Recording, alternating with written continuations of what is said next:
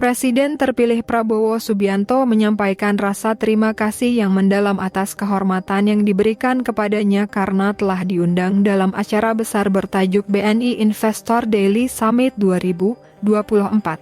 Acara ini berlangsung di Jakarta Convention Center Senayan, Jakarta, pada Rabu sore 9 Oktober 2024.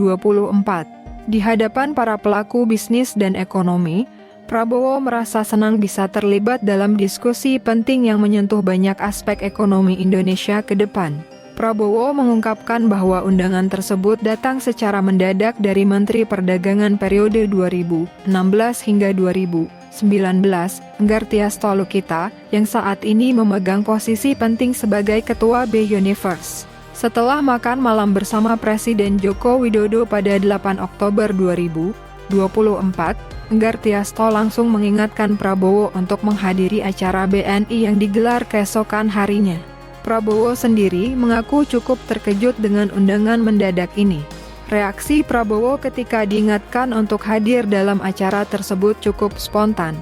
Ia dengan jujur mengatakan bahwa dirinya merasa berat hati jika tidak hadir, bahkan melontarkan gurauan bahwa bisa kualat jika melewatkan acara yang terkait erat dengan sejarah keluarganya. Berat bagi saya kalau tidak hadir di acara BNI, ngeri kualat. Malam-malam saya nanti bisa dibangunin, kelakar Prabowo yang disambut tawa para hadirin. Kemudian beliau ingatkan, besok hadir nggak? Ada acara apa? Ya kan? BNI Investor apa? BNI. Waduh, berat kalau saya nggak hadir acara BNI. Gitu. Ngeri saya, kualat, ya kan? Malam-malam saya dibangunin nanti katanya kan?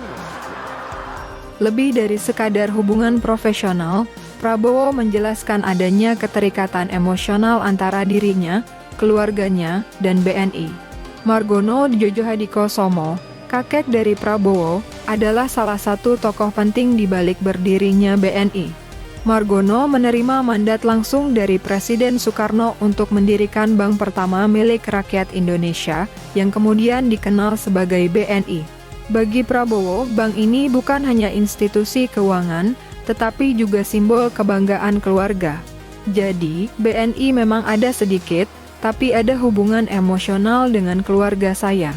Ini adalah kebanggaan kami, karena Pak Margono lah yang menerima perintah dari Bung Karno untuk membuka bank milik rakyat Indonesia yang pertama, yaitu BNI, tutur Prabowo dengan penuh rasa hormat. Prabowo juga tak luput untuk menceritakan sebuah kisah yang menggugah perasaan tentang Margono Djodjohadikosomo saat ditangkap oleh tentara Belanda.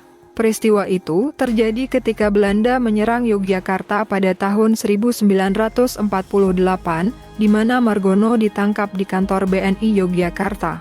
Kisah ini menunjukkan betapa eratnya sejarah BNI dengan perjuangan bangsa Indonesia. Begitu ada acara BNI, saya langsung ingat kisah tersebut dan merasa wajib hadir, meskipun saya tidak terlalu tahu detail acaranya, kenang Prabowo. Prabowo menegaskan bahwa kehadirannya dalam acara BNI Investor Daily Summit bukan semata-mata karena undangan mendadak, melainkan juga sebagai bentuk penghormatan terhadap sejarah keluarganya serta hubungan erat dengan dunia ekonomi dan bisnis. Sebagaimana saya antisipasi, acara ini pasti tentang ekonomi. BNI bersama mitra-mitranya, para investor, pelaku ekonomi, dan tentunya ada Pak Enggar. Jadi saya diminta sedikit berbagi pemikiran dan visi saya ke depan, papar Prabowo.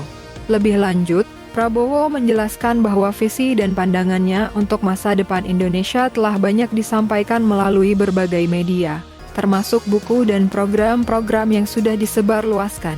Namun, ia tidak keberatan untuk kembali mengonfirmasi pandangannya di hadapan para peserta acara.